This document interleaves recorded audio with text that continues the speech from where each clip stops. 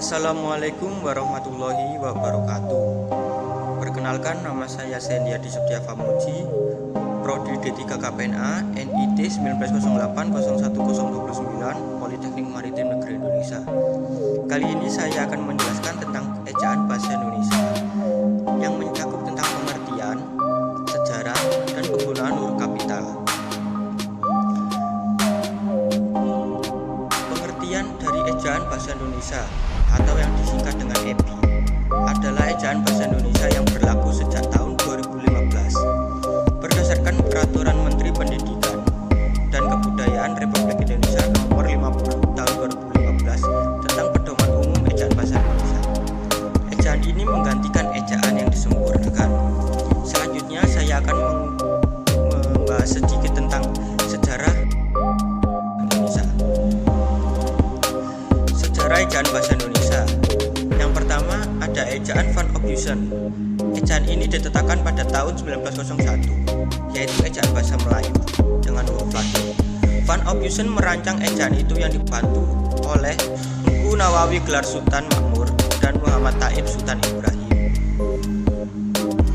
Yang kedua ada ejaan Republik atau ejaan Suwadi. Setelah Indonesia merdeka pada tahun 1945, ejaan Van Ophuijsen mengalami beberapa perubahan keinginan untuk menyempurnakan ejaan Van Ophuijsen terdengar dalam Kongres Bahasa Indonesia I tahun 1938 di Solo. Yang ketiga ada ejaan Melindo atau Melayu Indonesia. Usaha penyempurnaan ejaan terus dilakukan, termasuk bekerjasama dengan Malaysia dengan rumpun bahasa Melayunya pada Desember 1959. Dari kerjasama ini terbentuklah ejaan Melindo yang diharapkan pemakaiannya berlaku di kedua negara paling lambat bulan Januari 1962. Namun, perkembangan hubungan politik yang kurang baik antar dua negara pada saat itu, ejaan ini kembali gagal diberlakukan. Yang keempat ada ejaan bahasa Indonesia yang disempurnakan. Pada tanggal 16 Agustus 1972, Presiden Republik Indonesia meresmikan pemakaian ejaan bahasa Indonesia. Peresmian ejaan baru itu berdasarkan keputusan Presiden Nomor 57 Tahun 1972. Departemen Pendidikan dan Kebudayaan menyebarkan buku kecil yang berjudul Pedoman Ejaan Bahasa Indonesia yang disempurnakan sebagai patokan pemakaian ejaan itu. Selanjutnya materi yang saya berikan adalah penulisan huruf ejaan bahasa Indonesia.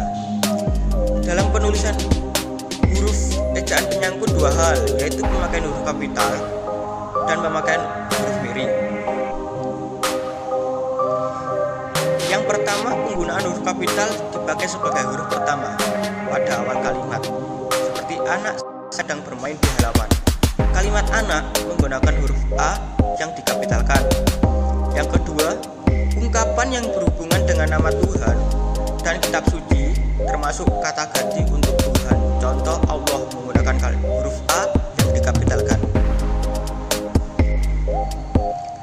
Yang ketiga ada nama gelar kehormatan dan keagamaan yang diikuti nama orang beserta unsur nama jabatan dan pangkat. Misalnya Mahaputra Raden Ajatini, Nabi Ibrahim, Presiden Megawati, Jenderal Sucipto, Haji Agus Salim. Semua awal huruf menggunakan huruf kapital. Yang keempat, nama orang, nama bangsa, suku bangsa, bahasa dan nama tahun, serta bulan, hari, hari raya, peristiwa sejarah, nama-nama geografi. Misalnya Haryati Wijaya, suku Jawa. Penggunaan huruf pertama menggunakan huruf kapital. Yang kelima, unsur nama negara, lembaga pemerintah dan ketatanegaraan, dokumen resmi serta nama buku, majalah dan surat kabar. Contoh Republik Indonesia. Yang keenam, unsur singkatan nama gelar, pangkat, sapaan dan nama kekerabatan dipakai sebagai sapaan. Contoh S untuk pengucapan titel sarjana sastra.